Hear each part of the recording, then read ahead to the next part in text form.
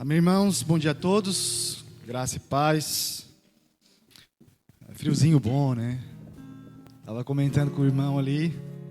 Hoje é só os crentes, né? Só os de verdade. Me alegra em estar com os irmãos, exaltando o nome do Senhor nesse dia. Irmãos, nós vamos ler um texto para nós termos uma base, um chão onde nós podemos pisar, para servir de introdução para o sermão de hoje. E depois teoricamente eu iria orar pelas crianças, mas eu acho que hoje não vai ter escolinha, né? Vai? Vai? Tá bom. Então as crianças já podem vir até a frente aqui para a gente orar.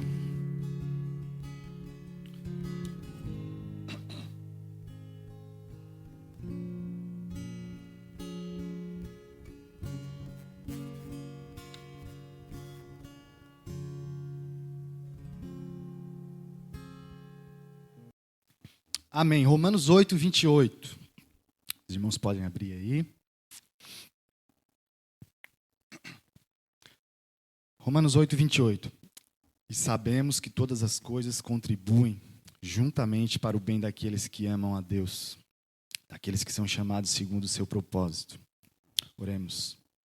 Senhor Deus, nós estamos aqui mais um dia, dispostos a ouvir a Tua palavra, dispostos a adorar, exaltar o Teu santo nome, que é digno de todas as coisas.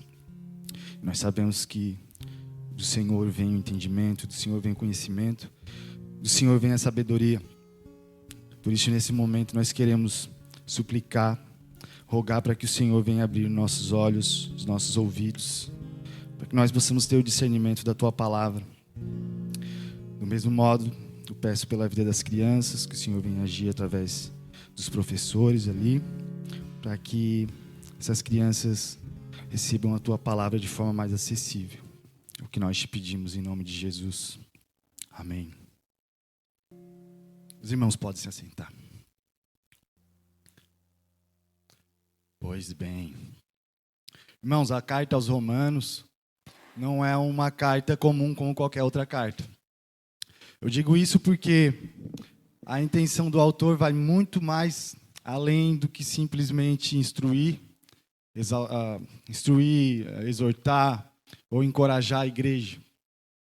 Ela é muito mais que isso. Nós podemos ver a partir do verso 1 do capítulo 1, Paulo introduzindo a sua ideia ou o seu propósito através da epístola, dizendo: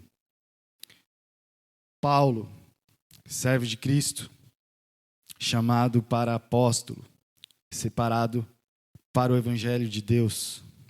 Então, antes de mais nada, Paulo se apresenta, né? Não somente levando em conta o seu nome, mas para o que ele foi chamado, né?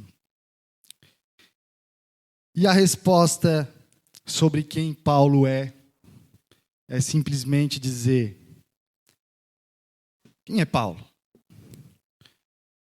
Servo, ou melhor dizendo, escravo de Cristo, a intenção da palavra no original, chamado para apóstolo e separado para o evangelho de Deus.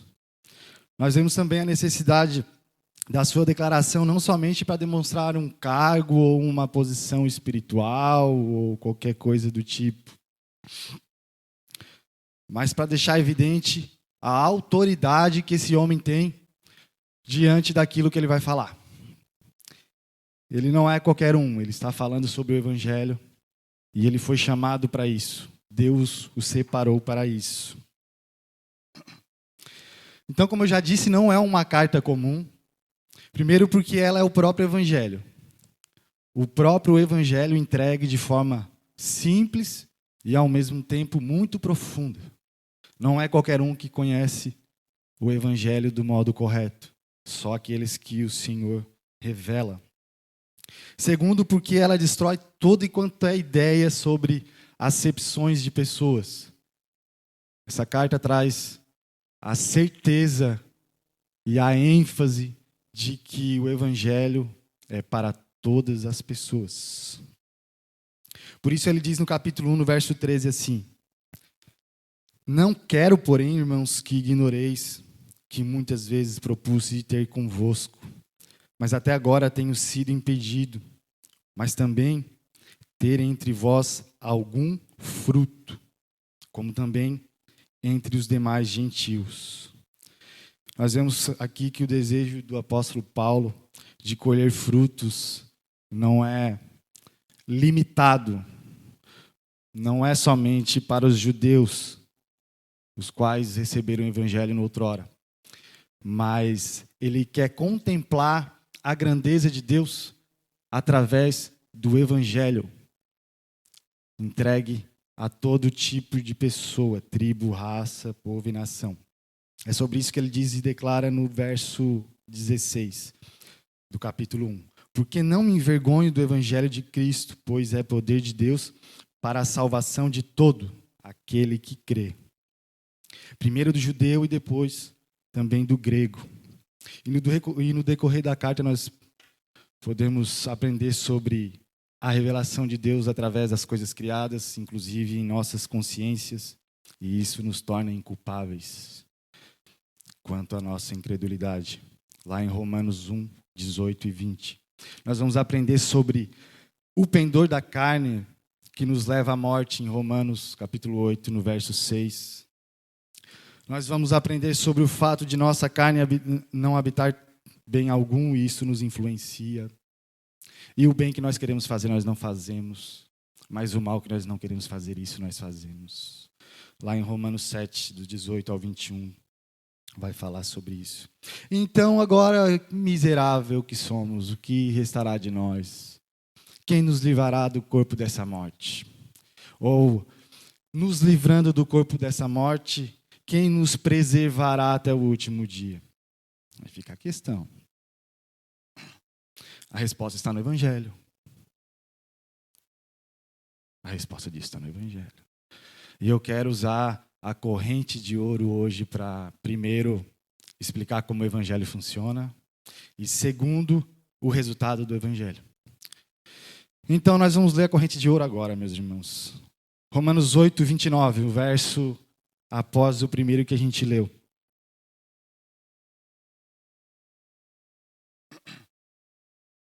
Romanos 8, 29. Porque os que dantes conheceu, também os predestinou para serem conforme a imagem de seu Filho, a fim de que ele seja o primogênito entre muitos irmãos. E aos que predestinou, a estes também chamou. E aos que chamou, a estes também justificou. E aos que justificou, a estes também glorificou. Senhoras e senhores, essa aqui é a corrente de ouro do crente.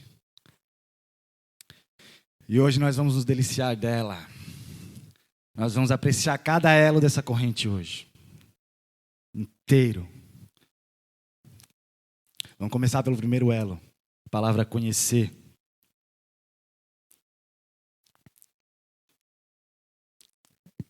Conheceu, melhor dizendo no texto, né? A palavra diz muito a respeito da obra de Deus em favor do seu povo. E quando nós olhamos para essa palavra no texto, a maioria das pessoas entendem ela de forma errada ou interpretam de forma como querem. Isso porque muitos conhecem a palavra conhecer de forma, como eu dizer, de forma geral, né? Eu conheço a minha esposa, eu moro com ela, eu conheço ela de forma profunda. Agora eu conheço o Célio de vir aqui na igreja. Então, conhecer não é a mesma coisa, né? Não é a mesma coisa conhecer alguém que nós temos intimidade e conhecer alguém que nós não temos tanta intimidade assim. E aqui na Bíblia ele está falando de um conhecer muito mais profundo. Deus nos conheceu. Não é um conhecimento de ouvir falar. O Senhor sabe de todas as coisas. Então, por exemplo, né, nós, em tempos de eleições, nós saímos das nossas casas e nós vamos cumprir o nosso papel de de cidadão. E nós vamos até a urna, né, que é por sinal, muito confiável. E nós vamos lá cumprir o nosso papel de cidadão, nós vamos votar nos nossos candidatos. E essa escolha, né, ela é baseada no conhecimento que nós temos sobre aquela pessoa. Ou seja, por que eu vou votar na pessoa X? Porque aquela pessoa lá, eu vi que os seus projetos, as suas ideias e a sua índole estão de acordo com o que eu creio, de acordo com o que eu penso.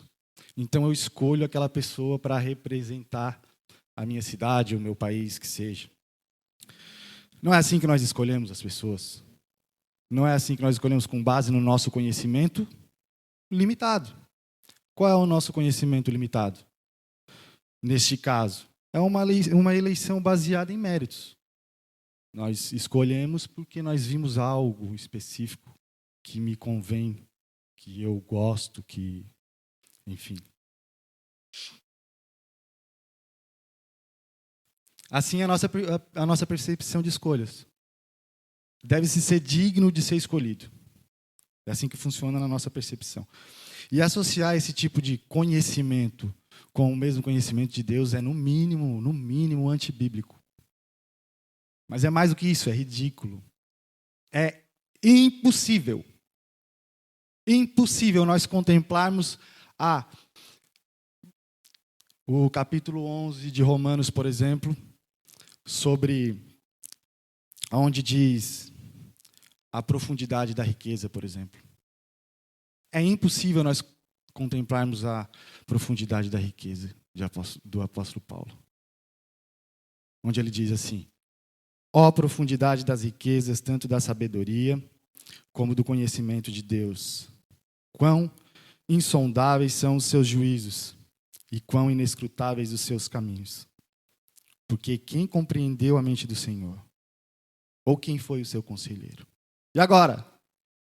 Ou quem lhe deu primeiro a ele, para que ele fosse recompensado ou restituído? Quem?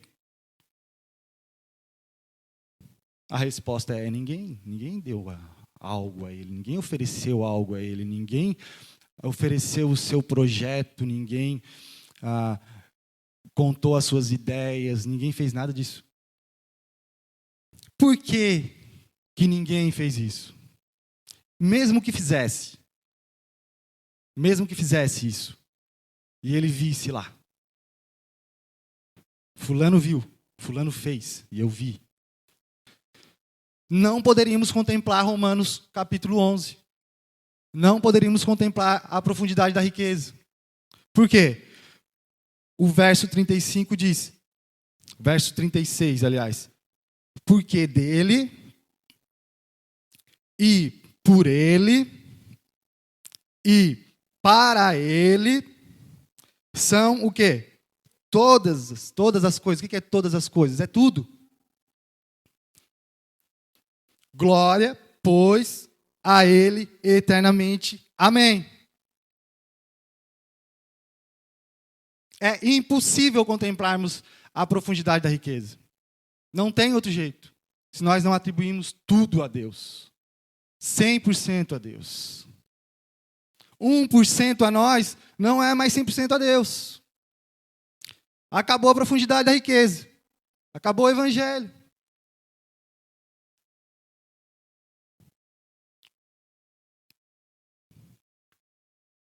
Além do mais, a palavra conhecer aqui no texto significa algo muito maior do que simplesmente conhecer, como eu havia dito no começo. Significa dizer que o conhecimento que Deus tem de nós é fruto de uma relação íntima. Em outras palavras, ele não simplesmente obteve informações sobre nós, ele nos conheceu profundamente. A palavra conhecer aqui é a mesma palavra do conhecimento que José teve com Maria, por exemplo. Lá no texto diz, José ainda não havia conhecido Maria. Em que sentido? José não teve intimidade com Maria. É a mesma palavra, é a mesma ideia. É profundidade, não é conhecimento de ouvir falar. Ele nos abraçou antes da fundação do mundo, antes que nós existíssemos. Ele nos teve nos seus braços e ele disse, esses são meus.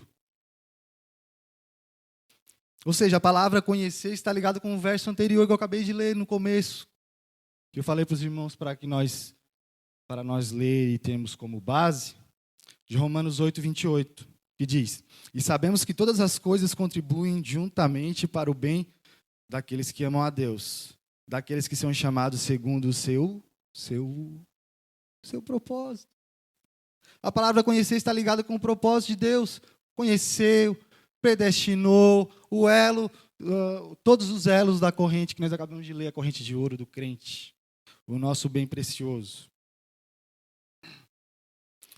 Então nós fazemos parte do seu propósito e por isso ele nos conheceu. O propósito é anterior ao conhecimento. Deus não pode nos conhecer e depois nos propositar. Ele nos propositou e depois ele nos pegou para si. E aí ele nos conheceu de forma profunda.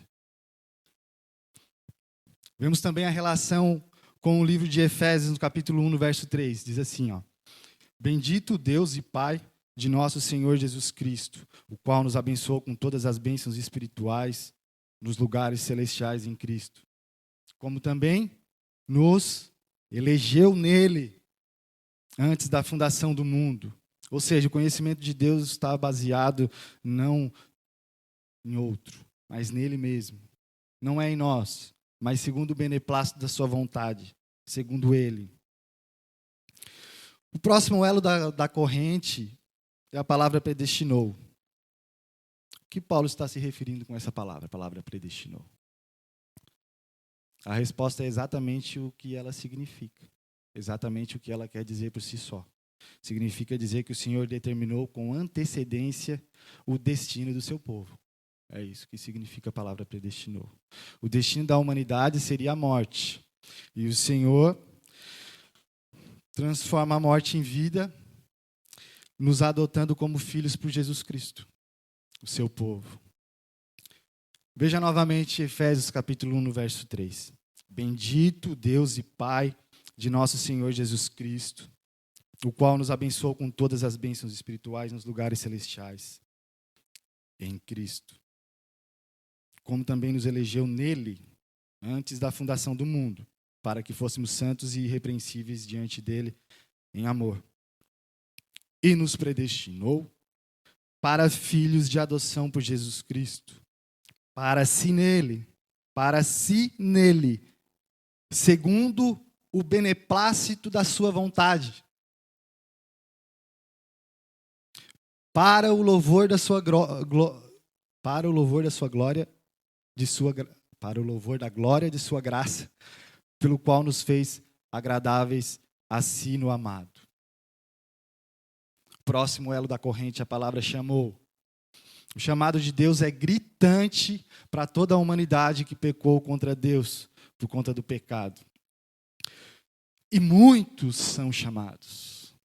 Muitos são chamados. Por outro lado, nem todos creiam ou nem todos aceitam esse chamado. Por quê? Por que nem todos creem?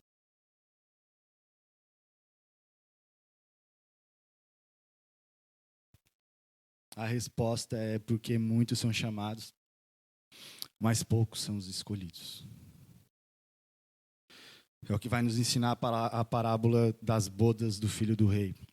Vamos abrir, irmãos, Mateus 22, verso 11, do 11 ao 14, nós vamos ler. Aliás, do 11 ao 12, por enquanto. E eu quero que os irmãos fiquem com a Bíblia aberta, que nós vamos ler esse livro.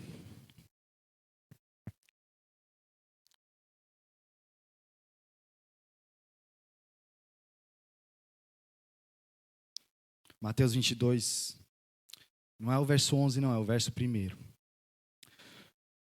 Então Jesus, respondendo, tornou a falar-lhes em parábolas, dizendo: O reino dos céus é semelhante a um certo rei que celebrou as bodas do seu filho e enviou aos seus servos a chamar os convidados para as bodas.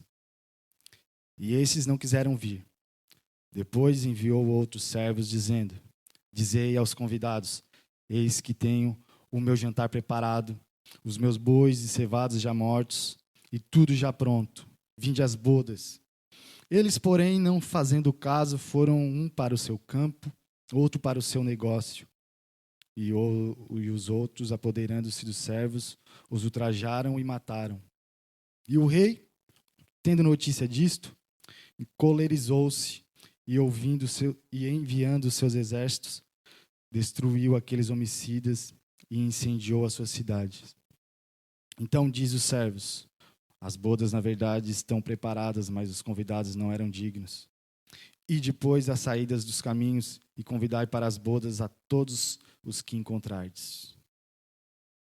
E os servos, saindo pelos caminhos, ajuntaram todos os quantos encontraram, tanto maus como bons. E esses também não são dignos, ok? Os primeiros convidados não eram dignos. Agora esses convidados aqui também não são. E a festa nupcial foi cheia de convidados. E o rei, entrando para ver os convidados, viu ali um homem que não estava trajado com vestes de núpcias. E disse-lhe: amigo, como entraste aqui, não tendo veste nupcial? E ele emudeceu, ou se calou. Ou seja, quem era digno de estar presente na festa? Ninguém era digno de estar presente na festa. Ninguém. Mas a resposta aqui no texto é aquele que estivesse trajado com a veste específica. Nós entendemos pelo verso 11. E o curioso é que essa parábola diz que o rei saiu, chamou os seus exércitos e ele foi até as ruas e chamou por todas as esquinas, todas as veredas, todos os lugares, e chamou todos os desvalidos, tanto os bons como os ruins. E foi um convite de última hora.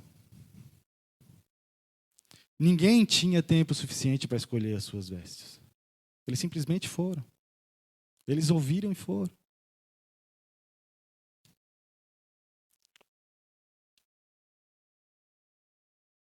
Mas alguns convidados estavam lá. Foi encontrado um sem veste, mas os outros convidados estavam lá. Suas vestes. Como é que os outros convidados estavam vestidos com roupas apropriadas e outros não? A resposta está no livro de Apocalipse, no capítulo 19 e no verso 7. Regozijemo-nos e alegremo-nos e demos-lhe glória, porque vindas são as bodas do Cordeiro, e a sua esposa se aprontou. Como é que ela se aprontou? Verso 9, verso 8, aliás. Foi-lhe dado que se vestisse linho fino, puro e resplandecente, porque o linho fino são as justiças dos santos. Então, como é que essas pessoas estavam trajadas adequadamente lá naquele banquete? O filho do rei providenciou as suas vestes. Apocalipse está falando sobre as bodas do Cordeiro, as bodas do filho do rei. Como é que eles estavam lá?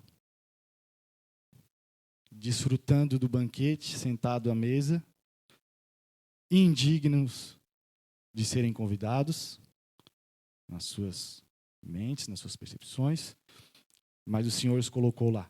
Porque eles receberam justiça, eles receberam os trajes.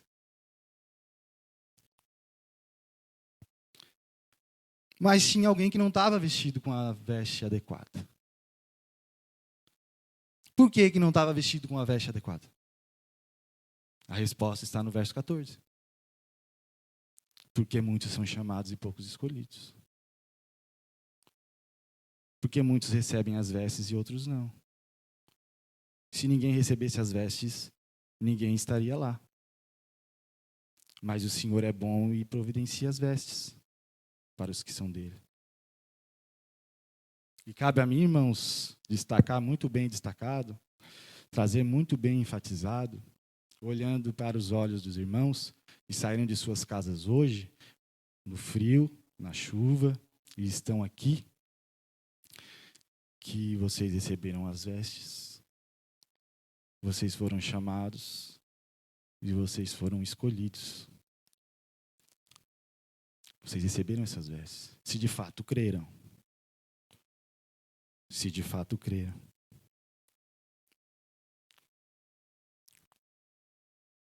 Indignamente vocês receberam. Incondicionalmente vocês estão aqui, separados por Deus, chamados pelo seu evangelho. Vocês foram justificados. Vocês receberam justiça. É sobre isso que nós vamos aprender no próximo elo da corrente, com a palavra justificou. Convido os irmãos a abrirem Gênesis para ver o que acontece quando alguém questiona a Deus sobre a justiça.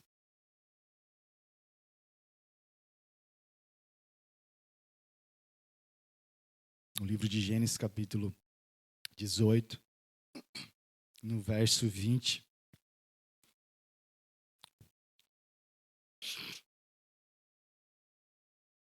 Gênesis 18, verso 20.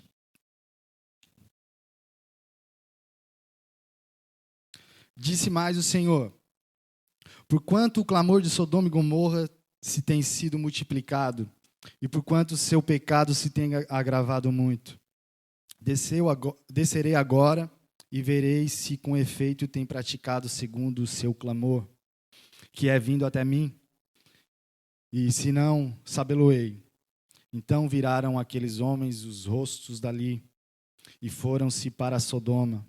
Mas Abraão ficou ainda em pé diante da face do Senhor. E chegando-se Abraão, dizendo: destruirás também o justo com o ímpio? Se porventura houver 50 justos na cidade, destruirás também, e não pouparás o lugar por causa dos 50 justos que estão dentro dela? Longe de ti que faças tal coisa, que mates o justo com o ímpio, que o justo seja como o ímpio. Longe de ti não faria justiça o juiz de toda a terra? Então disse o Senhor: se em Sodoma achar 50 justos dentro dessa cidade pouparei a todo lugar por amor deles. E respondeu Abraão, dizendo: eis que agora me atrevi a falar ao Senhor, ainda que eu sou pó e cinza. Se porventura de 50 justos faltarem 5, destruirás por aqueles 5 toda a cidade? E disse: não a destruirei se eu achar ali 45. E continuou ainda a falar-lhe, e disse: se porventura se acharem ali 40, e disse: não o farei por amor dos 40. E disse mais: ora, não se ire o Senhor se eu ainda falar, se porventura se acharem ali 30. E disse: não o farei se achar ali 30. E disse: eis que agora me atrevi a falar ao Senhor, de novo. Se porventura se acharem ali 20. E disse: não destruirei por amor dos 20. E disse mais: ora, não se ire o Senhor, que ainda só mais uma vez falo. Se porventura se acharem ali 10. E disse: não a destruirei por amor dos 10. E retirou-se o Senhor quando acabou de falar a Abraão. E Abraão tornou-se ao seu lugar. Por que ele tornou-se ao seu lugar? Porque não havia nenhum justo. E se nós fizéssemos essa pergunta aqui em Garopaba? Se nós rogássemos por Garopaba? Se o Iete Abraão chegasse para Deus: Senhor Deus, se tivesse um justo aqui em Garopaba, sairia algum poupado no meio deles? Não, a resposta é não. Porque, como está escrito, não há nenhum justo, nenhum sequer, não há ninguém que entenda, não há ninguém que busque a Deus. Todos se extraviaram e juntamente se fizeram inúteis. Não há quem faça o bem, não há nenhum só. Nenhum. Uma vez eu li um livro Se eu não me engano, é um livro do John Stott. Crer é também pensar. Ele vai abordar uma ideia de... É um livro excelente. Ele fala sobre... Ele traz a ideia de que a fé é racional. Nós cremos de forma inteligente. Deus trabalha através da nossa razão. Nós não temos fé de forma cega. Nós não saímos por aí dizendo que nós cremos porque sim. Não, nós entendemos porque nós cremos. E ele conta a história de um homem que fala da sua infância. E ele diz, né, desde até então, o quanto ele lembra de si mesmo. Ele começa a ir para a escola, ele estuda no pré-escolar, e ele começa a entender como funcionam as coisas, ele começa a ler, escrever, ele começa a alcançar algumas coisas, começa a ter anseio sobre alcançar metas, ele começa a ter vontade de ser aprovado na escola, aí ele sai do pré e vai para o primeiro ano do ensino fundamental. Aí depois disso ele anseia por estar no segundo ano do ensino fundamental. Depois ele anseia por estar no terceiro, depois pelo quarto. E ele começa a buscar essas coisas.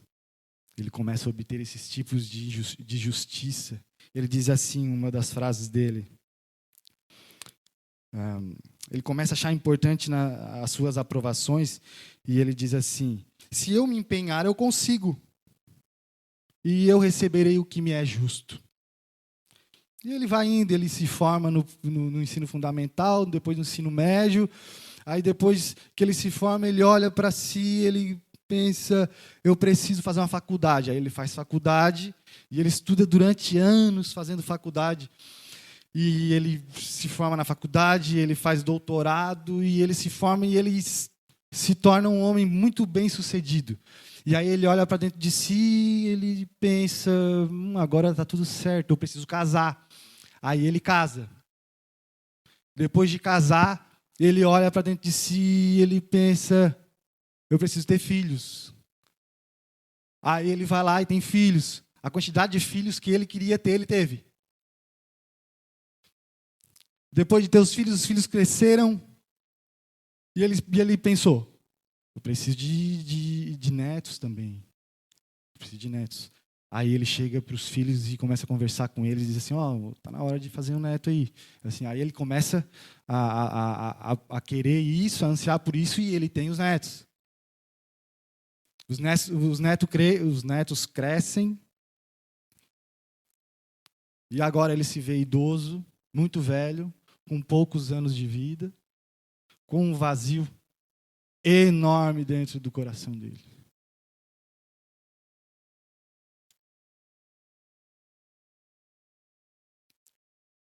Um buraco que não é preenchido por nada. Vocês já ouviram falar naquela frase? Há um grande vazio no ser humano que só pode ser preenchido por um grandioso Deus. O nome desse vazio é culpa. Todo ser humano carrega uma culpa infinita contra Deus, sem nem entender por quê. Por quê? Por causa do pecado. Aquele homem não encontrou prazer na sua vida que o justificava. A sua alma era insatisfeita por causa da culpa. E esse assunto permeia por toda a Bíblia. A Bíblia inteira vai falar sobre justiça. É justiça do começo ao fim. Se nós analisarmos, estudarmos a Bíblia, é justiça. Justiça. A justiça tem que ser cumprida. O ser humano precisa de justiça. Vejamos o exemplo, por exemplo, do jovem rico. O que ele pergunta para o Senhor Jesus? E eis que alguém aproximando-se disse, bom mestre, que bem farei eu para conseguir a vida eterna? Mateus 19:16. Ele está querendo solucionar a sua justiça. Ele está perguntando, que bem farei eu? O que eu tenho que fazer? Eu preciso de justiça. Aonde está a minha justiça? Diga para mim o que eu tenho que fazer e eu vou fazer o que o Senhor quer que eu faça. É assim que nós pensamos. Nós temos também o doutor da lei, que ouviu a parábola do bom samaritano. O que ele perguntou para o Senhor Jesus? Eis que se levantou um certo doutor da lei, tentando e dizendo: Mestre, que farei para herdar a vida eterna? Lucas 10, 25. Eu preciso fazer alguma coisa. O que eu devo fazer? Ele é um doutor da lei, ele conhece a lei. Ele só precisa saber qual é o ponto específico que ele deve fazer. Ele sabe todos. Me diga o que eu preciso fazer. Aponta para mim ali na lei qual o item específico que eu vou lá e eu vou fazer. E veja a continuação da conversa. E respondendo, Jesus disse: Descia um homem de Jerusalém para Jericó e caiu nas mãos dos salteadores, os quais o despojaram. E escapando se retiraram, deixando-o meio morto. Repita comigo, meio morto. Meio morto. Amém. E ocasionalmente descia pelo mesmo caminho certo sacerdote, e vendo-o, passou de largo. E de igual modo também um levita, chegando àquele lugar e vendo-o, passou de largo. Entendemos que Jesus está fazendo uma associação entre o sacerdote e o levita com o doutor da lei, ok? Eles agiram de forma correta? O levita e o sacerdote? E, teoricamente, o doutor da lei que está questionando Jesus, ele agiria da mesma forma. A resposta é não. Eles não agiram de modo correto, mas pela justiça própria, sim. Mas pela lei, sim. Ele é o doutor da lei, ele fez o que a lei exigia. Se nós vemos o capítulo 19 de Números, no verso 13, vai falar assim, ó: todo aquele que tocar em algum morto, cadáver de algum homem, e não se purificar, contamina o tabernáculo do Senhor, e aquela pessoa será extirpada de Israel, porque a água da separação não foi aspergida sobre ele. Imundo será. Está nele ainda a sua imundícia. Então eles fizeram exatamente o que a lei exigia. O problema é que a lei exige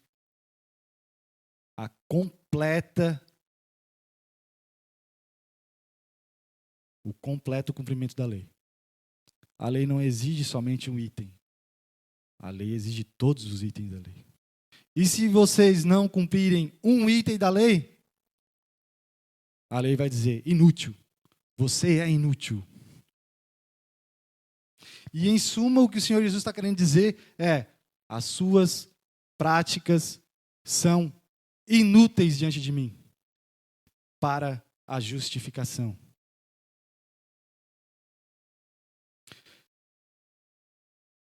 Não procure justiça em si mesmo, vocês não vão encontrar. Olhe para a parábola do filho pródigo, por exemplo. Veja a indignação do filho mais velho.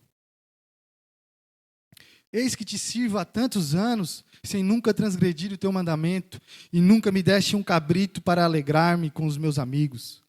Vindo, porém, este teu filho, que desperdiçou os teus bens com as meretrizes, mataste-lhe o bezerro cevado. E o pai lhe disse: filho, tu sempre estás comigo, e todas as minhas coisas são tuas. Mas era justo alegrarmos-nos e folgarmos, porque este teu irmão é o meu filho, mas é o teu irmão, está morto e reviveu, e tinha se perdido e achou-se. Lucas 15, 29 ao 32. Mais uma vez o pai está dizendo: você é inútil.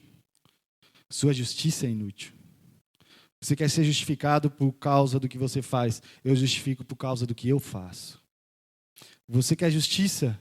Eu sou bom. Tente inserir justiça própria diante da santidade de Deus, não sobra nada. Nada. é imundícia, mesmo que pareça bom. E essa realidade deve haver contrição em nós, deve haver arrependimento. Porque o Senhor, Ele justifica aqueles que não merecem.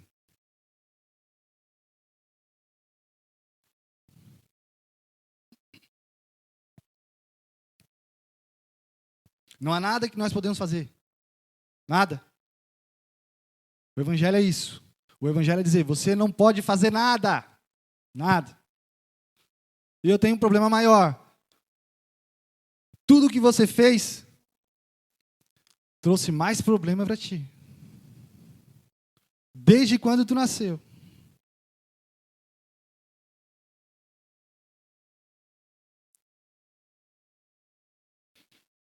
Somente o que Cristo fez na cruz, levando por si e para si as nossas enfermidades,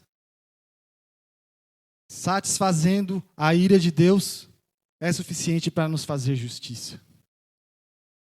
Ele satisfez a ira de Deus. Somente Ele satisfaz a ira de Deus. A lei exige justiça. Cristo é a nossa justiça. Deve haver contrição em nós. O Senhor Jesus ensina isso na parábola do fariseu e o publicano. Disse isso. Contando também essa parábola uns aos que confiavam em si mesmos, crendo que eram justos e desprezando os outros. 2 homens subiam ao templo para orar, um fariseu e o outro publicano. O fariseu, estando em pé, orava consigo desta maneira: ó Deus, graça te dou, porque não sou como os demais homens, roubadores, injustos e adúlteros, nem ainda como este publicano aí, que está aí do lado aí, ó. Muito obrigado, Senhor, porque eu não sou. Obrigado, porque eu. Você vê a justiça própria? Jejum, 2... Tem mais justiça aí, tem mais. Calma aí. Eu vou destacar bem certinho o que eu faço, Deus, diante daqui da tua presença, porque não é pouca coisa não, tá? Jejum 2 vezes na semana. E dou os dízimos de tudo quanto possuo. Tem mais algumas coisas que eu esqueci aí, mas, Senhor, tu sabes. O publicano, porém, estando em pé de longe, nem ainda queria levantar os olhos ao céu, mas batia no peito. Ele batia no peito fazendo o quê? Ele batia no peito dizendo: Senhor, obrigado porque eu fiz isso, eu fiz aquilo, eu tenho isso, eu tenho aquilo. Não. Ele batia no peito dizendo: ó Deus, tem misericórdia de mim, pecador. Ele bate no peito apontando para Deus. Ele bate no peito dizendo: tu és a minha justiça. Ele bate no peito dizendo: eu sou inútil. Qual deles desceu do templo justificado? Nós sabemos a resposta. Nós sabemos a resposta. Qual é a resposta? O publicano que foi justificado, não é? Mas é curioso, porque quando nós não estamos andando bem, quando a nossa vida de oração não está sendo muito bem legal, quando nós não estamos muito bem aceitável diante do que Deus pede para nos fazer, a nossa vida de oração está fraca, nós não estamos lendo a Bíblia, nós não estamos sendo um crente influenciável, né? Um crente referência. Aí nós olhamos assim, esse dia de chuva, frio, nós paramos e pensamos, o que vai ser da minha vida, né? O que vai ser da minha vida? O que adianta? Eu estou vindo aqui, eu estou colocando a minha roupa de crente, eu venho aqui, eu me sento, eu ouço a palavra, eu adoro a Deus, e aí eu vou embora a semana inteira, não aconteceu nada na minha vida. Tem alguma coisa errada comigo? Aí a gente olha para Deus e diz: Senhor, tem misericórdia de mim. Tem misericórdia de mim, me ajuda. Eu sou inútil. Cristo é a minha justiça. Aumente a minha fé. Nós dizemos isso. É curioso, né? Mas quando tudo vai bem, quando nós estamos orando, jejuando, nós estamos lendo a Bíblia, nós vamos na igreja, a gente vai embora, a gente não fala palavrão durante a semana, a gente não pecou. Agora está tudo legal, agora está bem. Por que que aí nós não atribuímos a justiça a Deus de novo? Está tudo errado, Cristo é a minha justiça. Parece que está tudo indo bem, Cristo é a minha justiça. O dia está ruim, Cristo é a minha justiça. O dia está bom, Cristo é a minha justiça. Eu fui curado de uma doença, Cristo é a minha justiça. Alguém morreu da minha família, Cristo é a minha justiça. Aonde está a minha esperança? Cristo. O Senhor providenciou todas as coisas, nós não entendemos, mas nós cremos que o Senhor tem algo muito maior para nós. Porque do Senhor vem a nossa justiça.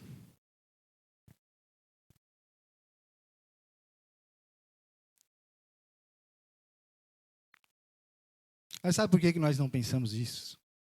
Muitas vezes. Estou falando de nós, os crentes. Nós não pensamos isso porque nós esquecemos do Evangelho. O que eu estou fazendo aqui hoje, ou tentando fazer, é pregar o Evangelho.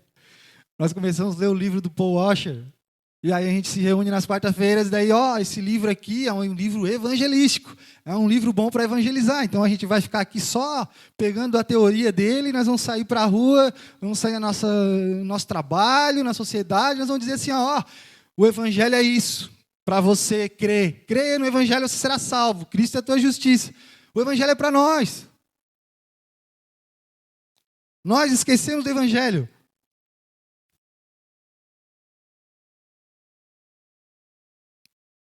Ouça isto. Jesus, porém, ouvindo, disse-lhes: não necessitam de médicos sãos, mas sim os doentes. Ide, porém, e aprendei o que significa: misericórdia quero, e não sacrifício. Porque eu não vim chamar os justos, mas os pecadores ao arrependimento. Mateus 9, 12. Também o salmista Davi: abra, Senhor, os meus lábios, e a minha boca entoará o teu louvor. Pois não deseja sacrifícios, senão eu os daria. Tu não te deleitas em holocaustos, os sacrifícios para Deus são um espírito quebrantado. A um coração quebrantado e contrito não desprezarás, ó Deus. Salmos 51, 15 ao 17.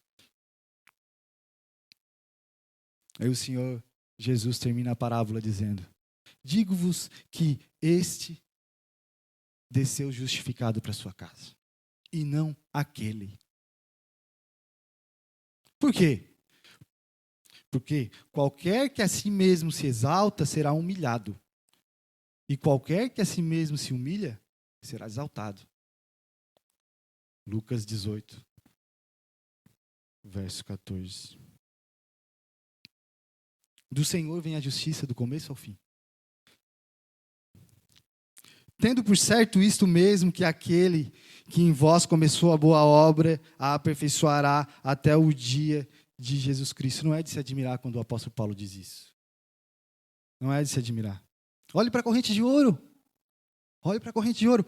Ele conheceu, predestinou, chamou, justificou e glorificou. Perceba que as declarações de Paulo para com Deus, por meio da corrente de ouro, é 100% atribuída àquele que começou e terminou.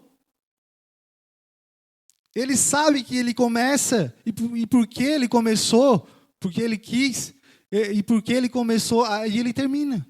Ele é Deus. E cada uma dessas palavras mencionadas, elas são declaradas não no presente e nem no futuro. É interessante.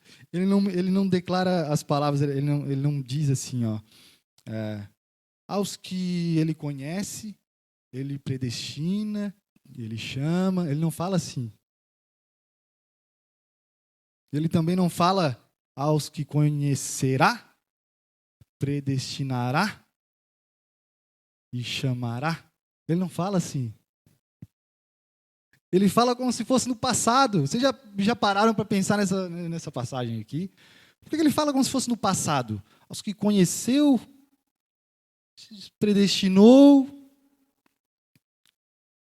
Parece que na mente de Paulo, a firmeza é tão grande da obra de Deus, através do Filho, que aconteceu, que foi consumado. A firmeza é tão grande, a certeza é tão grande que ele fala como se já aconteceu. Paulo está lá na eternidade dizendo, ele conheceu lá, ele predestinou, ele chamou, e foi indo e fecha com glorificou. Ele fez todas essas coisas. Ele traz a certeza de que aquele que começou vai terminar. E por isso ele declara nos versos seguintes, do capítulo 8, no verso 31, que diremos, pois, a estas coisas. Que coisas? Ele vai falar. Se Deus é por nós, quem será contra nós? Aquele que nem mesmo seu filho poupou, antes o entregou por todos nós, como nos dará também com ele todas as coisas? Quem intentará acusação contra os escolhidos de Deus? É Deus quem os justifica. Quem é que condena? Pois é Cristo que morreu, ou antes, quem ressuscitou entre os mortos, o qual está à direita de Deus e o que também intercede por nós. Quem nos separará do amor de Cristo? A tribulação, a angústia, a perseguição, a fome, a nudez, o perigo, a espada? Como está escrito, por amor de ti somos entregues à morte todo dia, somos reputados como ovelhas para o matadouro. Mas em todas as coisas, quais são todas as coisas ditas no começo? Tudo isso que foi dito. Todas as coisas somos mais do que vencedores por aquele que nos amou. Porque estou certo de que nem a morte, nem a vida, nem os anjos, nem os principados, nem as potestades, nem o presente, nem o porvir. Ou seja, quem nos separará do amor de Cristo? Qual é a palavra? Nada. Obrigado, Jane. A palavra é nada. Nada nos separará do amor de Cristo. Mas a palavra nada para nós não é suficiente. Nada nem ninguém. Nada nos separará do amor de Cristo. Inclusive as tribulações. Inclusive morte. Nós somos colocados como ovelhas no matadouro. Nada nos separará do amor de Cristo. Essa palavra não é suficiente para nós. Se o apóstolo Paulo chegasse aqui e dissesse, não, nada é suficiente para, nada nos separará do amor de Deus. Se ele chegasse aqui e dissesse isso, qual é o sentido da palavra? A palavra significa nada. Mas não é suficiente. Aí ele começa a falar de coisas grandiosas, de coisas profundas. Ele fala de altura, ele fala de profundidade, ele fala nem disso e daquilo. O que mais eu preciso falar para vocês entenderem que nada nos separará do amor de Cristo? Se vocês de fato fazem parte de cada elo da corrente de ouro. A lógica é que se Deus escolheu e nos chamou, consequentemente Ele também não nos deixará perecer no caminho. Essa é a lógica. Veja João 10, 27. As minhas ovelhas ouvem a minha voz. Eu as conheço e elas me seguem. É isso que acontece com as ovelhas. Elas me ouvem e elas me seguem. Se elas não me ouvem e não me seguem, elas não são minhas ovelhas. Essas são as minhas ovelhas. A evidência de que elas são é isso. E dou-lhes a vida eterna. E quando hão de perecer? A resposta é, nunca hão de perecer. Quem as arrebatará da minha mão? Ninguém as arrebatará da minha mão. É isso que o bom pastor está falando. Meu Pai que mas deu é maior do que todos. E quem é que vai arrebatar das minhas mãos? Ninguém pode arrebatá-las da mão do meu Pai. Ninguém. E irmãos, essa foi a minha pequena exposição do Evangelho.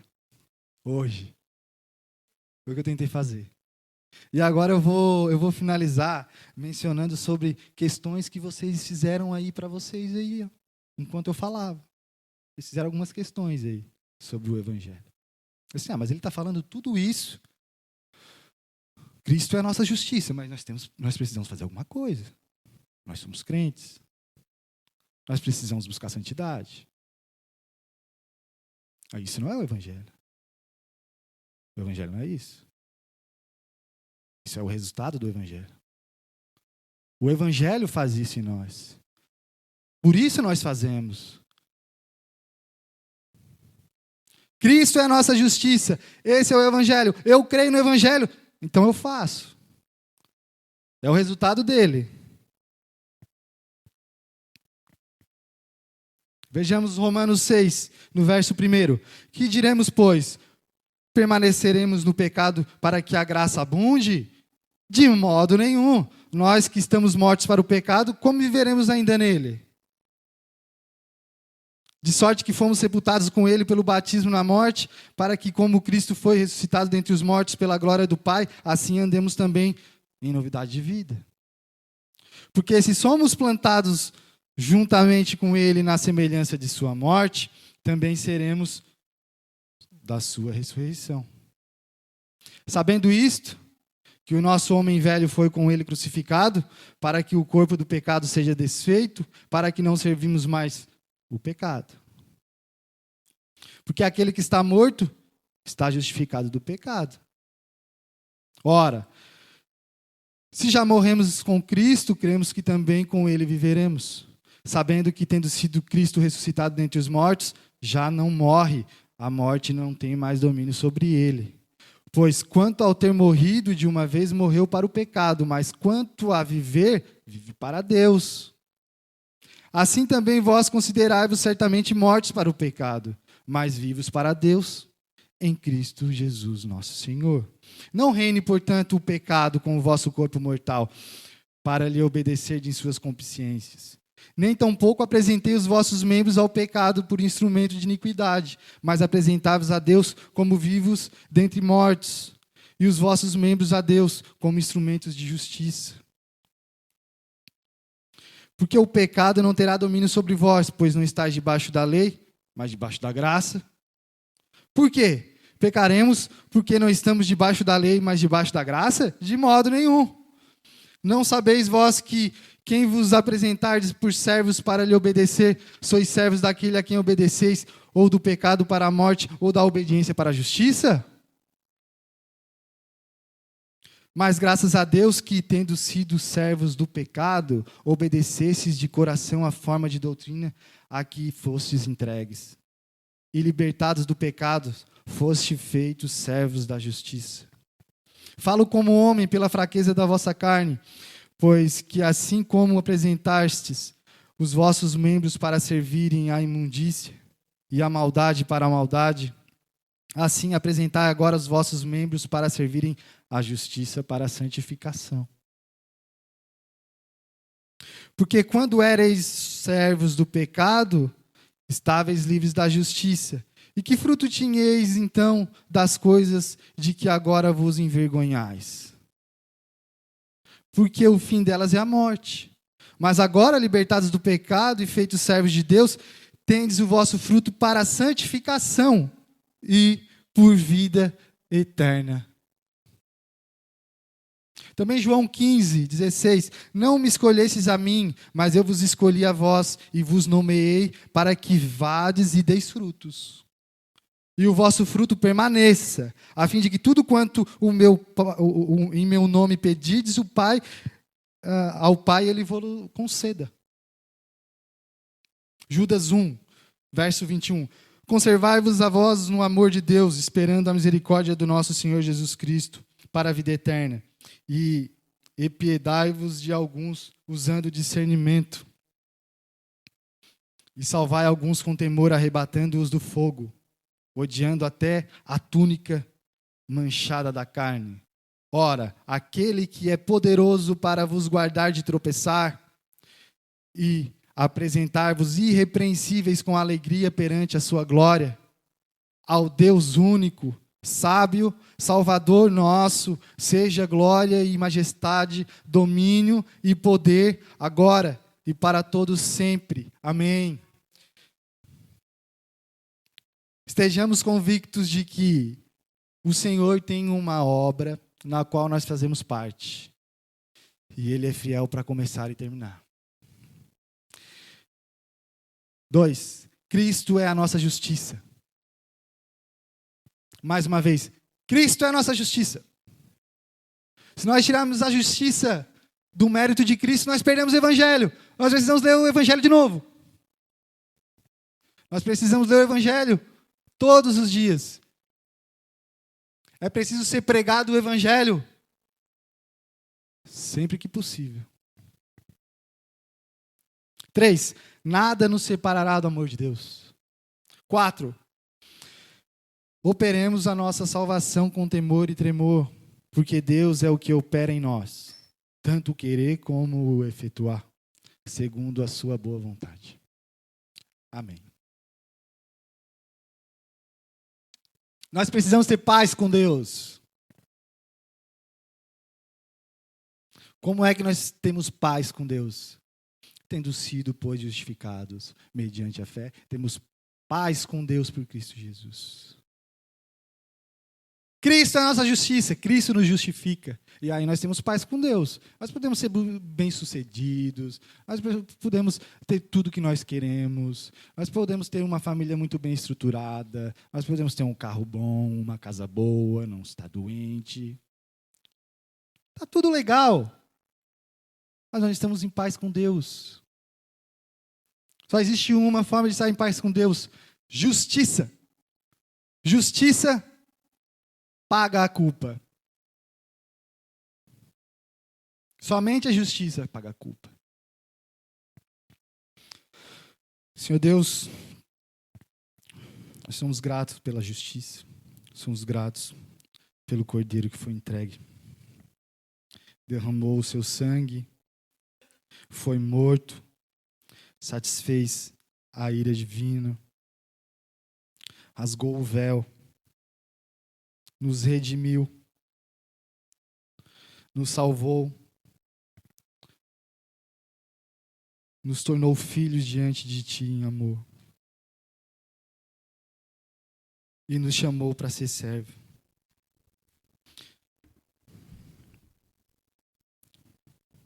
Obrigado, Senhor, pela Tua misericórdia, pela Tua graça, pelo privilégio de estarmos aqui, Senhor Deus, porque o Senhor nos conheceu, nos predestinou, chamou, justificou e glorificará. Nós cremos que o Senhor vai nos glorificar, porque o Senhor forneceu a veste e nós fomos justificados por causa dela, porque o Senhor providenciou. Então, somente por isso, incondicionalmente, se nós não recebêssemos, nós seríamos inúteis. Assim como nós somos. Mas quando o Senhor nos chama e nos justifica, então nós somos capacitados. Nós somos gratos por isso. Obrigado pela Tua graça. Obrigado pela Tua misericórdia. Obrigado pelos Seus cuidados, por fornecer aquilo que nós precisamos, mesmo que nós não mereçamos. Por isso nós exaltamos, glorificamos o Teu santo nome, que está sobre todo nome, e que é digno de toda a honra e toda a glória, para todos sempre. Amém.